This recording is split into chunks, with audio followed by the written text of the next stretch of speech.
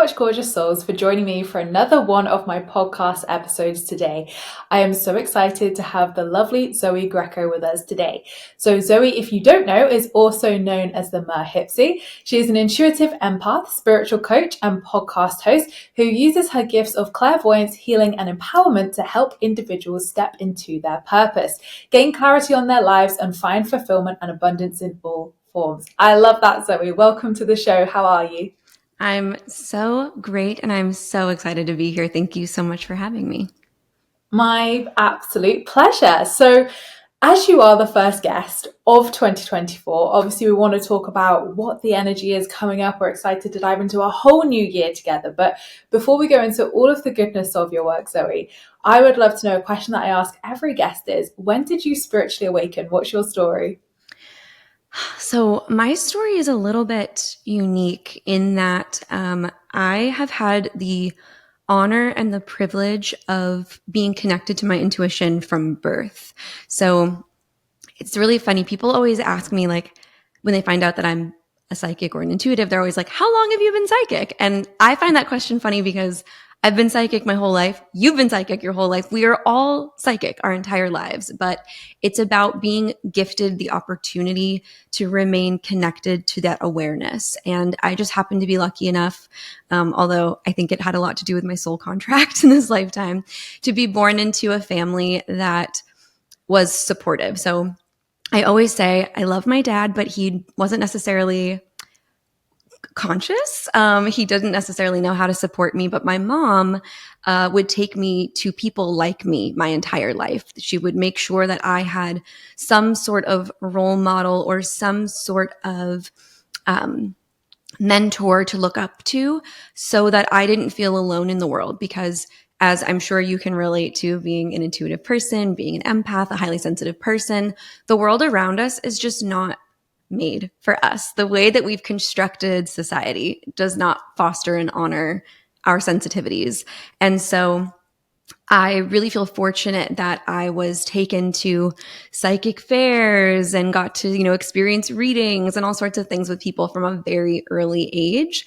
However, I would say that even with that influence in my life, I still really tried to be normal. And I tried to take my gifts and put them aside. And it was very rare in my childhood that I opened up about this at all. So I think probably for people who went to school with me in my younger years, they might see my Instagram now and be like, what the fuck? She's psychic? That's crazy.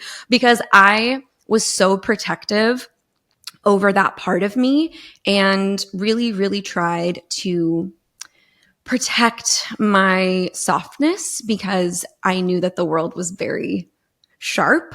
And unfortunately, I didn't do the best job. I've had to do a lot of reclaiming. But overall, I feel really fortunate to have been the kid that played with oracle cards. I have the same decks that I've had since I was 7 years old.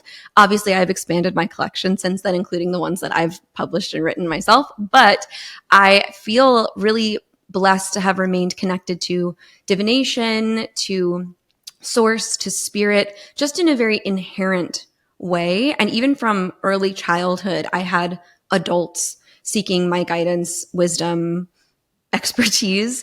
And so now that I'm in my early 30s, it's kind of an interesting journey to age out of being wise for your age. Now I'm just wise and it's befitting of my age. So I find that kind of a really funny transition, going from kid wonder to just an adult living and existing. But I feel really fortunate to have had the opportunity to step into this as a career. And honestly, that was not what I was going for. I knew that this was who I was as a person, but I was very, very, very hesitant to step into this as a career because I just didn't know that it was possible. So I once stayed at a yoga retreat in Thailand, and there was a woman there who was traveling the world doing readings with the very same decks that I had had since I was 7. And I just thought, well, wait a second. If you can do this, I can do this. So after I got a bachelor's degree in gender and Asian culture, whatever I thought I was going to do with that, I moved to Arizona and decided to step into a career in alternative healing. So I've done some deep study since getting here. It wasn't my intention to stay, but I met my wonderful husband, and here we are 10 years later. Oh, I love that. And what a journey, Zoey, as well. So what sort of, I know obviously you said you did your university obviously course as well there, but what did you kind of hope your career would be before you obviously stepped into the spiritual sphere? Was there a path that you followed and you kind of pivoted? That's such a great question. The universe really just blocked all pathways for me. They were like, this is your calling, stop avoiding it. And the only doors that really opened for me, despite being, educated and qualified, were roles that were related to this work in some way. So I actually was an instructional designer and then a professor at the age of 22 at a healing arts college. So Spirit kind of had me from the jump, but originally I had intended to become a journalist. I'm a writer and I love to write, and I'm very passionate. I think being an empath, I feel everything from every living being, every sentient energy at all times. And so that can feel like a lot. And so I felt this responsibility to become an advocate. So my desire was to travel the world and write about atrocities and things that people were turning a blind eye to. And I was very political also early in my 20s. And that was really the path that I thought that I would take. And Spirit just said, no, no dice, no go.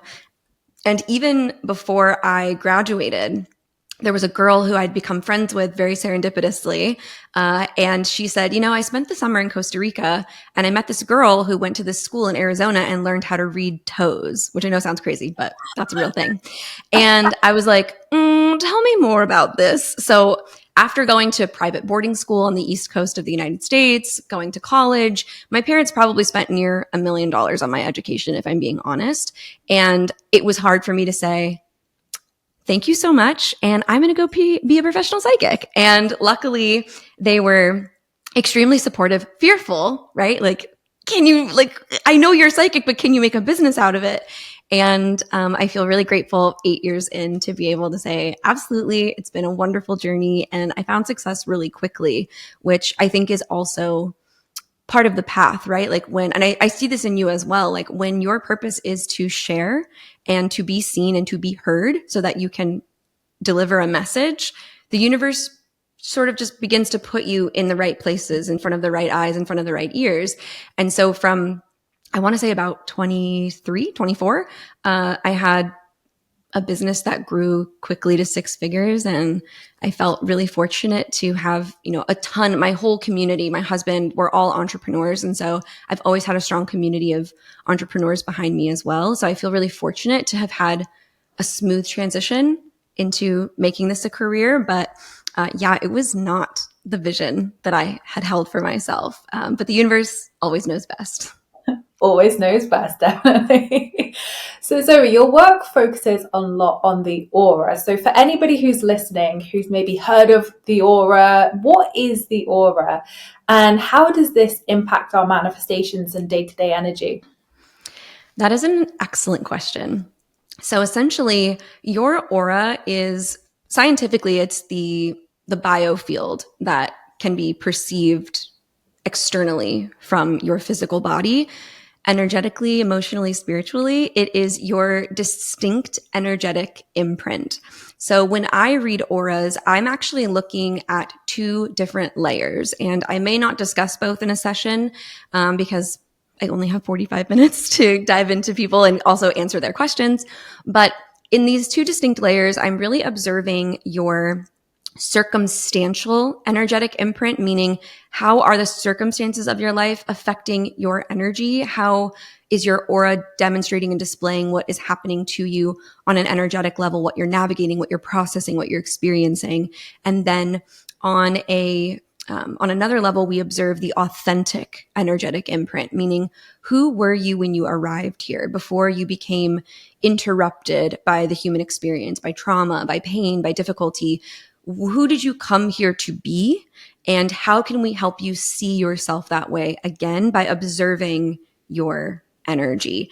The other thing about the aura, though, is that it changes moment to moment. So obviously that's why I like to look at a circumstantial aspect as well as an authentic imprint, because who you are, who you came here to be, does not change. But how you evolve and grow into that person changes moment by moment. And to help people understand and also validate what they are navigating or what they're experiencing, and helping to guide them through the infinite paths of possibility that exist from every moment, to help them walk the path that takes them most directly toward their authenticity. That's really the way that I use auras to help guide and support people. But I find that there's a lot of misinformation about the aura because it's becoming this like hot, trendy thing.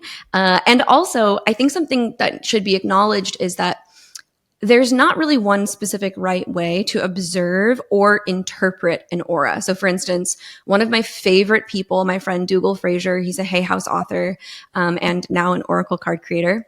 He and I talk all the time about how he is, the way that he perceives color and what those colors mean don't necessarily line up with the traditional interpretation of aura colors. And I myself have a very similar experience. Even Dougal and I don't perceive each color exactly the same way.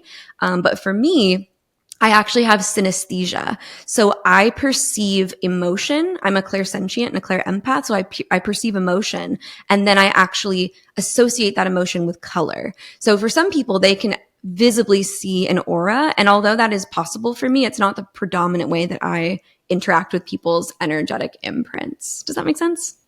Yeah, I mean, we love Dougal here on this podcast. He has come on and shared all of his amazing color work. So I love that. And it's really interesting, Zoe, how you explain it, because I haven't heard it explained like that before. So I love how you put it and how it aligns us with our authenticity and, aligns us with the path that we're kind of meant to be walking with that. So I am not the biggest expert on auras, but I must admit, whenever I go to my body spirit fairs, they have these aura photography kind of things. And I do get it done and I do pay for it. But my friend George specializes in auras as well. And he says, Emma, they're a load of crap. So I would love to know, how do those aura photos work? And does it actually pick up our aura? That is an excellent question. I am not an aura photographer. However, I do believe that the aura camera, so there's a couple names for them. Like there's the Aura Camera 6000, which like sounds like the Nimbus 2000, it's like, it feels like a made up thing. But it's real. And they have these specific cameras that can actually capture a moment of your energy. They can also capture what is most predominantly showing up in your energy. And I do think that there is validity to aura photos, but I don't think that they really necessarily capture the full picture, no pun intended, of who you are. I believe that they are a snapshot, quite literally, into, like, they're a window into your energy, but they're not necessarily the definitive aspect of your energy. I also think that, and Dougal and I talked about this recently as well on my podcast, that like people want a single aura color. And I've just never resonated with that. So there's amazing practitioners out here in the world who make a living telling you like your aura is purple. And to me, we are multidimensional people. And to believe that my aura is only one color just feels restrictive, limiting, and unaligned. So I believe that the aura photos can share a predominant feature, or maybe like a main color with some hints of other colors. And I do believe that they interact with your biofield. If you've ever had an aura photo taken, I know you have, but for listeners, you lay your hands on these receptors and then they pick up on your biofield. So I believe that there's sort of a combination of things happening there. And I think they're a wonderful invitation for people who are curious and also who need to see it to believe it, right? Because there's some of us who do, like, we're humans and we're like, make it physical, make it tangible. And I think that's an amazing tool for people seeking that type of experience. Absolutely. And they're fun to do as well. I just think They're it's fun. a bit of fun. Go see what our aura is today. I love it. So now we know what the aura is, Zoe. How can we protect our aura and use our aura and energy to manifest our desires? This is such a great question. I love these questions. To protect your aura is truly a very subjective process because as energetic beings, we are all so distinct and the things that we've experienced, and our boundaries and our needs and our desires and our ambitions are so unique to us as individuals.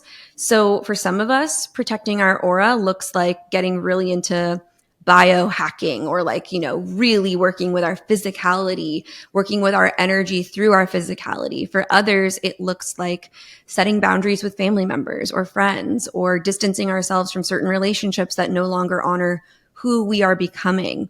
Because if you think about it, in a way, the aura is not just an image of what is happening in this moment, but you can look at the aura in like every direction of time and space. And so the aura also kind of indicates where we're headed, where we're going. And to be able to follow that trajectory, we have to remove the things from our path that are obstacles or obstructions to that path, which involves people, places, opportunities, career options, habits, patterns, belief systems. There's so much that we have to remove from ourselves energetically in order to create an open pathway. So for each person, that will look really different. There are, of course, things that we can do in a given situation. So with the holidays coming up, especially here in the States, we've got Thanksgiving, which is a family holiday that I'm so interested in, from a cultural perspective, but that's another podcast. But also from a social perspective, people dread the holidays and going to be with their families. And for some of us, we really enjoy it and like it. I'm one of those people, but there are others that are like, I'd rather yeet myself off a cliff than be here with my family. So for those individuals, there are some techniques and some practices that I really love. So the bubble, right? Putting yourself in sort of a glowing iridescent bubble and declaring to your guides and to the universe, only that which serves you may enter, and only that which serves others may leave. So there's, holding the visualization of the bubble. I like to see mine as kind of pink and iridescent. I also love crossing my fingers when I'm in a space where there are people that I just do not want to enter my space, because your aura also responds to proximity, right? So, if you are near another person, your auras are actually touching and overlapping and engaging, which is why, being careful with those that we let into our lives, into our bodies, into our human experience is important. But when you're in a space like that, one of my favorite techniques is subtly just crossing your fingers. So you have no idea that I'm even crossing my fingers right now. You have no clue that I'm protecting myself. And it's just this very subtle, physical, tangible way to support yourself and allow yourself to feel energetically protected. So those are just two of my favorites. The other thing that I would say is really important to aura care would be cleaning and cleansing your aura. And I always relate this to having a dog. So I have 3. And I actually can see my husband running them back and forth to the groomer who comes to the house. I'm like been watching him do that. It's a little bit distracting. And when you have a puppy, let's say, and you let your puppy outside and they roll around in all the dirt and the mud and the ticks and the leaves and all the things, if you let your puppy come back inside, they're going to get your house really dirty, but they're going to be uncomfortable. They're going to be itching and scratching, and they're not going to feel comfortable. So to care for your puppy, when they get dirty, you have to wash your puppy, give them a little bath, take them in the bath and just give them a little scrub. And that's the thing that we have to do with our aura. So salt baths, using crystals, using moonlight, using intention, visualization, declaration, affirmation. There's so many sound, right? There's so many ways that we can cleanse and clear our energy. And it's about finding the modality, once again, that subjectively resonates with you. Yeah, absolutely. And I think as well, like what you say about when you're in close proximity to people is so important, because I know, like, way before I learned all about energy protection and, the hygiene of your aura and things like that, Yes. I would go into large crowds or go into busy cities, and you'd come away feeling just drained and tired, and you think like, oh my God, like, what have I done today? And I notice the difference now that I do daily energy protection and, I really kind of like energy hygiene with my aura. Like, I notice a huge difference where, I can go into those situations and feel better. Maybe not 100% perfect, we're human, but, I definitely notice the difference when I do it to when I don't do it. So it's really interesting how something so simple as just that quick visualization, like you said, can be so impactful just to do quickly in the morning each day. Absolutely. The practice of energetic self-care is So potent because, and I think we think about this from like a self-focused perspective, but truly imagine if we all took responsibility and accountability for our energy, what our human experience would be like. Because basically what we're doing is walking around just spilling our energy on top of each other all the time. And I think as we become more aware of our own traumas and really sit with them and befriend them and face them and understand them, we can begin to see it more readily in other people. Like, oh, you're not mad at me, you're mad at you. Or like, you're not mad at me, you're mad at your mom. Like, we can really understand the source of each other's pain. But without that consciousness, we're just feeling friction and we're feeling rubbed the wrong way and we're feeling resistance and, repulsion and or attraction, right? Sometimes we're attracted to things that are not in alignment for us because they feel familiar. So by keeping our energy clean and clear, we are actually taking emotional and energetic responsibility for ourselves and our impact, the ripple that we create in the world. So I think this is a really important thing. And actually something that you reminded me of is that as intuitive people or as empaths or highly sensitive people, it can feel very overwhelming to enter a space because we are just feeling either people's guides or their own energy or what have you, or all of the above. And for me also, I'm clairsentient. So my physical body is very sensitive. Loud noises, even just like being touched the wrong way, I can like bruise. I'm just very sensitive. So I think there's a technique that I've been learning over the last year, actually, that has been really helpful to me, which is adjusting your range of focus. So if let's say that I'm in a crowded restaurant and I'm on a double date, because this is actually where I discovered it. So I like to use this example. I'm with my wonderful husband, Ethan, two of our friends, and we're in this, we're at Nobu in Scottsdale. We're at this beautiful restaurant, my favorite food, and we're surrounded by people. And the vibe in Scottsdale, Arizona, for those who don't know, is unconscious, let's say. It's very unconscious. So I'm just surrounded by like unconsciousness, like I feel like I'm awake and everyone around me is asleep. And it can feel really overwhelming because when people are unconscious, they're not responsible for their energy. So I have the option to feel the energy of all that is in the world, right? Tapping into the suffering, the joy, the loss, the obtaining, all that humanity is experiencing. I can focus on that if I want to, or I can bring my focus in to my surroundings. Let's say that my surroundings are still too overwhelming. I bring my focus in further to the table, to my friends, being present with the people right in front of me. If the people right in front of me are also causing me to feel unstable or unclear, bring your focus to yourself. And how do you do that? We do it through observation. So if I want to remove my focus from the world and I want to enter the restaurant, I can go, okay, what's around me? What am I seeing? What am I noticing?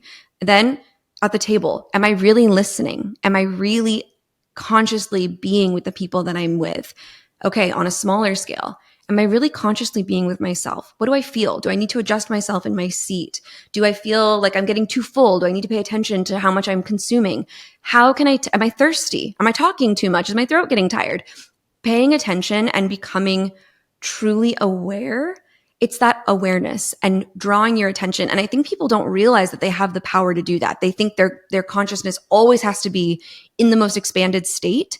And we are here to have an individual human experience. Like, yes, we are a collective and that is our truth, but we must also be ourselves. And it is through truly being conscious and aware of ourselves that we can access our authenticity and the things that are most deeply meant for us. And I know that you know this as a manifestation badass, the things that are most deeply meant for us can only find us when we are being ourselves. Mm-hmm. I came here to be Zoey. I love her. I love to take care of her. I love to make her dreams come true. She's special. She's unique. She's interesting. She loves glitter and sparkles. Like, she's a fighter. She's feisty. She's Italian. She's an Aries. I chose to be Zoey for a reason. And I have to honor Zoey by being present in her. I have to choose to embody Zoey. So, very long tangent, but to say that by adjusting our consciousness, that is how we actually exist in our human experience. But I think as intuitive people, we just always feel like we're living in the big, expanded, overwhelming state of things. And I really want people to understand it is a choice. Mm-hmm. It is not something that is outside of you. Spirit never wants you to do things that are outside of alignment or overwhelming or take you outside of yourself. Like, they always want to bring you into you. So finding layers of focus is a really helpful tool. I love that. Thank you so much for sharing it. It's so powerful. And I think it's something so simple that, like you say, it doesn't take that long, but it just really helps to ground you back in and bring that focus back to yourself. So thank you for sharing that. I love that. Of course. So Zoey, you also focus on numerology in your work, and I do. freaking love numerology. So we've had a numerologist on the podcast before, but again, for anybody who hasn't listened to that episode or has no awareness of what numerology is, what is numerology and how can we work out our own personal numerology? Again, a fabulous question. Numerology, at the risk of being too redundant with your other guest, is essentially the understanding of your energy, personality, life path, and desires through the formulaic language of numbers. So very similar to the zodiac, which is also formulaic and it's like a science. Numerology is also a science. And so by using the digits of your birth date in very specific ways, taking them and adding them, or taking sections of it and adding it, as well as associating letters and numbers together, so numbers associated with each letter of your name, you can understand so much about yourself. And it is a very beautiful, but also vast language. And I really love helping people understand themselves. I do numerology reports. So I'll do individual reports of helping you understand who you are, helping you understand your life path, like what you're here to do, what you're here to experience, helping you understand your compatibility with other people, because we can definitely take a peek into the future and avoid heartache and heartbreak and difficulty by just maybe assessing if there's compatibility, a foundation of compatibility through numerology. And I actually looked into some of your personal numerology in preparation for today's session. And I have to say, it makes so much sense. Like, just being an observer of who you are as a person, and also comparing that with your aura and the information of your aura that I've been kind of downloading all morning. There is so much to share and so much to discuss. And I love offering people not just clarity, but validation. I think a lot of times when people come to session, they already have an intuitive sense of who they are, but they don't feel that they have the permission to pursue that self. And so numerology is a really clear, very overt tool that says yay or nay. It says, this is the way, this is not the way. And of course, the cool thing about it is that it's not necessarily predictive, but it is informative. So you can use your numerology to be almost like the way that you would use a horoscope, kind of like, oh, what does this day have in store for me? And how can I navigate that with more consciousness so that I'm not falling into pitfalls and I'm actually rising to levels of achievement or desire that I didn't think were possible. And it just provides a new tool for consciousness. And I really feel that, because I hadn't heard of numerology before, gosh, like 3 years ago. So I knew my astrology, like my big three. I kind of knew my human design. And I feel like astrology opened up a lot for me. And I feel like human design definitely resonated and kind of made sense of a lot of things as a projector. But when I learned my numerology, I was like, now it all makes sense. Now I understand. So I feel like numerology has been the most powerful tool for me to, like you say, really know myself, know the path, and be like, right, that's clearly what I'm here to do. That's clearly what all of these challenges have been. So yeah, I feel like it really helps me to navigate so much over the 3 years I've known about it, but also even look back in the past and think, right, that makes so much sense now. Absolutely, because we have like a life path number, which determines, the trajectory of our lives, but we also have personal years. So for instance, I'm currently in a personal year 5, which means that I'm expecting unexpected blessings this year, spontaneity, change in direction, which has all obviously come to pass. But we also experience collective personal years. So for instance, this year was a 7, or 2023 was a 7, 2024 is a year 8. And so collectively examining our relationship to abundance and our motivations for abundance is something that's going to be very much in play on a global scale. And it's going to be really interesting because we've already watched systems financially begin to dismantle starting in 2020, when the new earth began to emerge in a more powerful way. And so to see the way that systems are undoing themselves in order to be recreated in more alignment and with more consciousness of humanity, like to be truly decent to one another and to ourselves. I think this is it's going to be a very powerful year for us to begin to create new patterns as it relates to global wealth and individual wealth and the energetics of wealth. So a very exciting year for the collective. Definitely, definitely. I've been looking forward to the year 8, and I know that some people are like, oh, power year, oh my God, like how's it going to play out in the collective? But I think, like you say, there is so much positivity that can also come from that. And I think how anything plays out, astrology forecast, numerology forecast, we can't predict everything. How it happens in the physical, we're just going to have to kind of find out. But I think there's lots of opportunity for really positive growth, like you say there, with wealth and abundance and finances. And I think it's a great year to harness that, isn't it? It's interesting that we're talking about this number because you actually have the karmic lesson of 8 in your chart.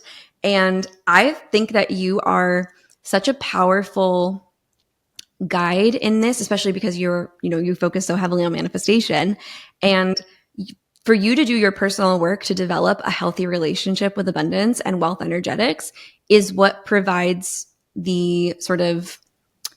it's what bolsters you as a leader and a facilitator for others. And it's so obvious that you have done the work. And to see that this karmic lesson is already resolved for you in the first 3 decades of your life is very, very cool.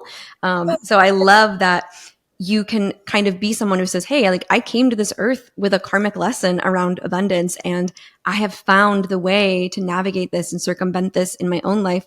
Let me teach you, let me show you, let me guide you. So I think it makes you an even more qualified guide to know that this was one of your karmic lessons and you've overcome it. Do you want to know what's funny as well, Zoe? You may not know much about my history or like my previous business, but my previous business that I started in 2012, so when I was about 20, was a money saving and couponing business when I got in 7 grand's debt.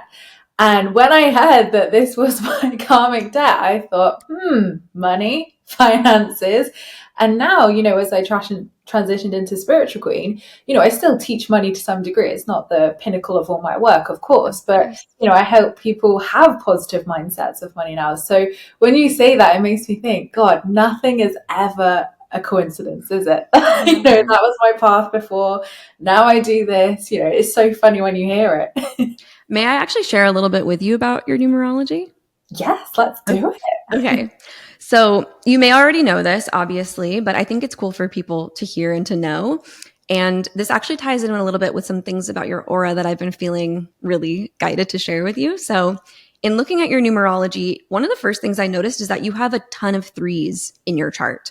Your personality number, your birthday number, your life path number is actually 33/6, but it's a master number, which makes perfect sense because here you are, a spiritual teacher. This is what you are here to do.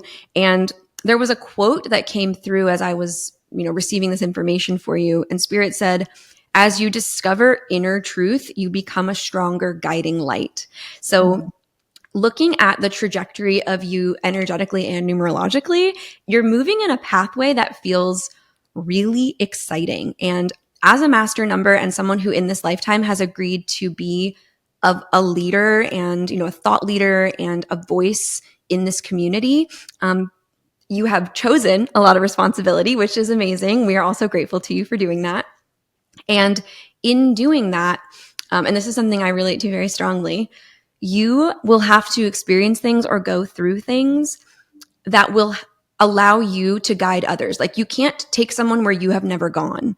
And so for you decided very much like myself, you're like, I'm going to fit all my trauma and suffering into the early part of my life so I can get that done with, and I can teach and I can lead and I can take people into places that I have found, that I have discovered through the personal journey. It's almost like, I imagine it like if you're going through a really dense jungle and you've got a machete and you're like macheting through all the jungle brush and all the intense, leaves and trees, and you've cleared a path. So you come back and you go, hey guys, I cleared a path. I made a path. Come with me. And as you guide them on the path, it's not as easy as, hey, I did it, so I did all the work for you, but here's how it's done. Here's the tool. Here's the path. Here's the way. And you are also, because your master number is 33-6, you carry the energy of 6, which is comforting, compassionate, nurturing. It's love. So all the things that you do for humanity, you do because you love us, because you care. And I think that that's really what allows you to succeed in the way that you do, is that you're coming from such a genuine, authentic place. And I feel like that can be felt even in your content. Like, you're someone that, before I even connected with you, I was like, wow, I just love what she does. I love what she creates. I've always enjoyed what you put out there. And whether it's your writing or whether it's, the way that you help guide us with, energetic downloads, like, you really deliver this from a place of love. And because you've got this karmic number 8, you had a lot to solve in terms of, okay, I need to make this take care of me so that I can take care of others. So it's been a really powerful path for you. But something that came through that I wanted to share with you, actually, if you're feeling open to it, is that you're being guided into some creative energy right now. Spirit wants you to be more creative in the work that you're doing, or to give yourself more of a creative outlet to even just awaken your creative energy. There's a lot of red in your field. So like manifesting, obviously a huge, thing for you. And you're a powerhouse. Like, you're not kidding. You're going to go the distance. Like, you're already you. Like, that's a big deal. You're a big deal. But if you can imagine, you're going to be a bigger deal. And it's so obvious from your energy. There's also layers of gold that are coming into your aura as well, which means that your consciousness is ascending to new levels, and your audience is going to start to feel this for you in 2024, because your level of consciousness is expanding and your eyes have been opened through shadow work, through interpersonal work. And it feels like in this moment that we're recording, there's still pieces that you're holding back for yourself. Like, there's stuff that you're going through and you're dealing with that you're not necessarily sharing with the public. And I want to just say I validate that, because I don't think that your audience is quite ready for like the 5D consciousness that you're about to drop on them. However, 2024, you and your audience are going to go on a journey. There's going to be a lot more people that come in and some people that trickle out, because they're not going to resonate with the high vibe that you are about to step into. And that's okay, because we understand that everything is vibrational and nothing is personal. They don't suddenly dislike you. They just can't meet you in that vibration. And you personally are navigating what I would say are some heavier things. It feels like this has been happening for a little while. There's layers of it that you've addressed, and there's new layers that are arising. And Spirit wants you to know that you're really safe in this, that you're really safe to kind of melt into the shadow, because the shadow is a portal that will allow you to walk out on the other side into deeper levels of light. Like, the light that you are about to shine is 10 times brighter, which feels unimaginable, because you are already, like I said, such a guiding light, such a big deal. Like, I like to use that term. Like, you're a big deal, a BFD, if you will. And Spirit is saying, let this happen. Like, surrender to it.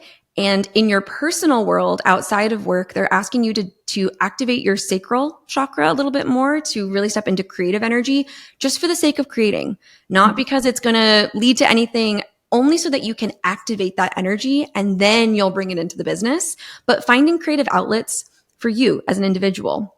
And also, there is a little bit more freedom that Spirit is asking you to offer yourself right now, a little bit more softness. Things have been very structured, which is actually one of your hidden passions for structure and organization.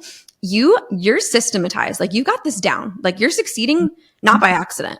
Like, you're succeeding because you're doing it.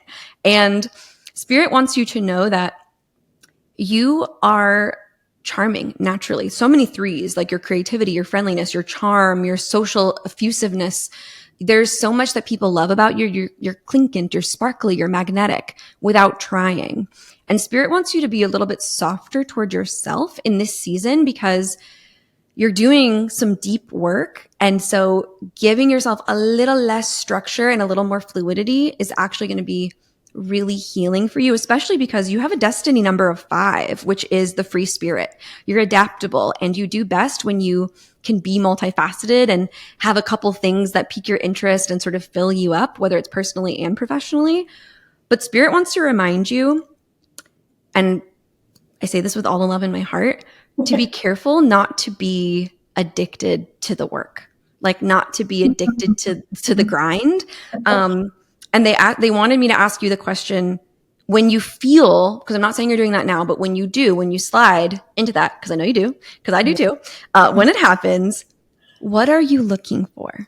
Like, why?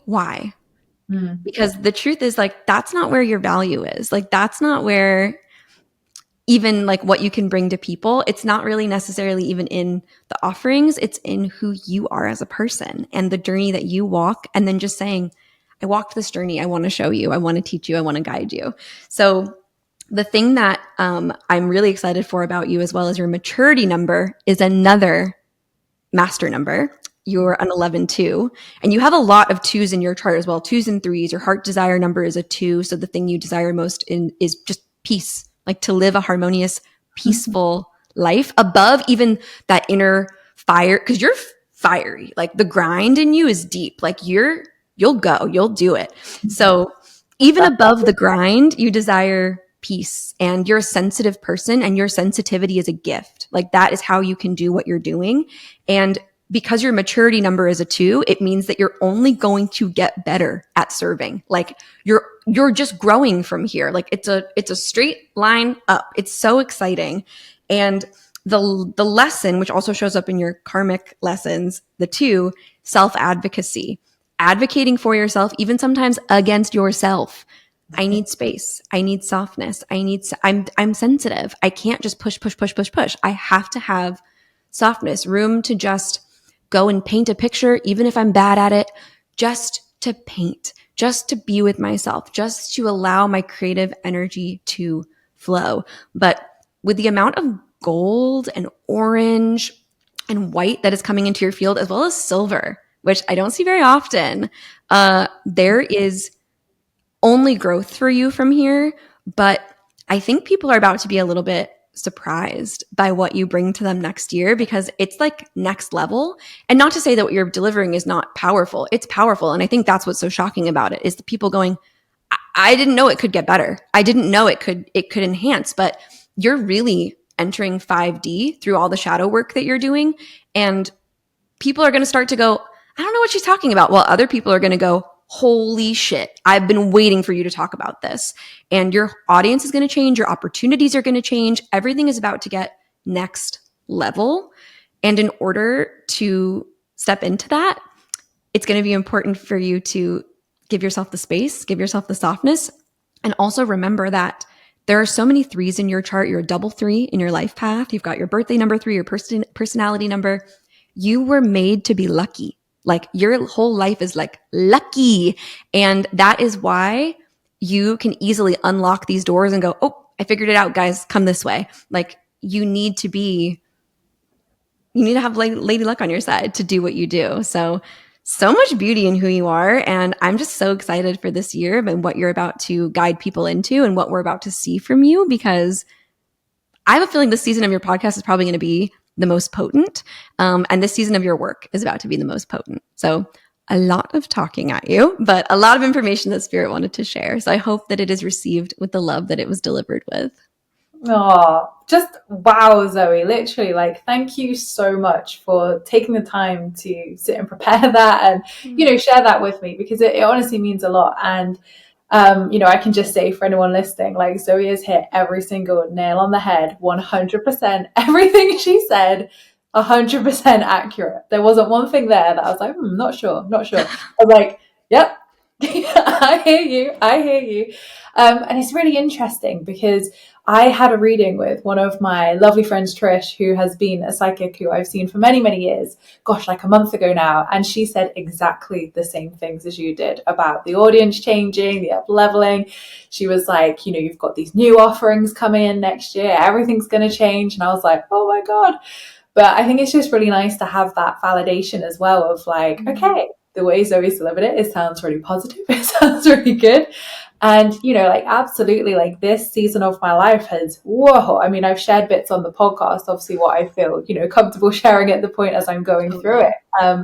But it has just hit me like left field of like, whoa, did not see that one coming. But 100% like what you said with going through a lot very young, you know, I'm still unraveling and discovering that now, even at 30. But from age 20 to 30, like, oh my gosh, like when I reflected on that decade as I turned 30 this year, I thought like, Jesus, like how much has happened in a decade, like trauma focused stuff, and also, you know, career success and the growth and the shifts and the, you know, even how quickly everything kind of propelled from the money business to what I do now.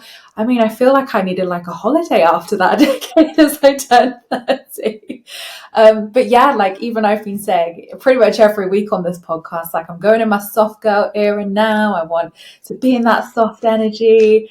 Can you see this? Softness. There you have it. And so I'm 32, I'm 2 years older. And when I turned 30, the exact same thing happened. There's a lot of energetic similarities between us, actually, which I'm excited to get into more on a personal level with you one day. But the softness I have learned is actually the adoption of the feminine. It's like the embodiment of the feminine. And I don't, as someone who identifies as feminine, I don't personally want to create from my masculine. And it really caused a lot of burnout for me. So shifting my creative process and my intuitive process and my personal process into the feminine has been life-changing. And I am the softest soft girl like you will ever find. I'm what they call a rot girl. Like I love to just get in a blanket and like rot in my blanket with my Starbucks, you know. And there's so much power in softness, because what softness really is when we stop trying to grab the wheel from spirit. Like we tell spirit every day, drive me, take me, go. And then as quickly as we say that, we reach across the car. I guess for you guys it's the opposite way. You reach across the car and you grab that steering wheel, and the universe is like, sorry, did you want me to do it or did you want to do it? And we're sending mixed messages. And it's the way that we confuse the universe by saying, Jesus, take the wheel, and then grabbing onto the wheel ourselves. And when we can literally sit back, close our eyes, and go for a ride, we get there so much faster. But it's in the pulling. It's the lack of surrender. It's in the resistance that we suffer and we delay ourselves. And the softness is that feeling of just going, okay, go ahead, universe, you drive. And it doesn't mean we don't have work to do. It just means that we don't have to force and forcefully create every opportunity. Like they will find us. Mm-hmm. So there's magic in softness. And I am really excited to see the way that unfolds for you this year. Yeah, definitely. And it's very true, because throughout my book journeys and throughout the shadow work as well, you know, I'm really leaning into that mantra of I don't chase, I attract. And actually, it's okay for those things to come to me as well. And I can actually manifest with the feminine energy more as well, and not just from the masculine. And the both can coexist and, you know, marry together to create, oh my gosh, these incredible manifestation tools where it's actually, I don't have to do all the work. So yeah, I'm really feeling that unpacking and that unraveling and that softening for sure. And yeah, it's been incredibly transformative work already, and I'm excited to see where it goes, where it leads with that. But Zoey, before I let you go today, I've got one last question for you. What is one piece of life advice that you'd like to leave my lovely listeners with? Such a great question. I would say, at least what I'm learning right now, is that vulnerability is the key to authenticity. And on your path to becoming vulnerable, it will be uncomfortable because you will make mistakes and you will be vulnerable to people who can't hold it. You will place your softness potentially in hands that can't be careful with you. You will misshare, overshare. You know, there's confusing steps to discovering and embodying vulnerability. But to be vulnerable is actually giving yourself permission to be who you are and let that be seen.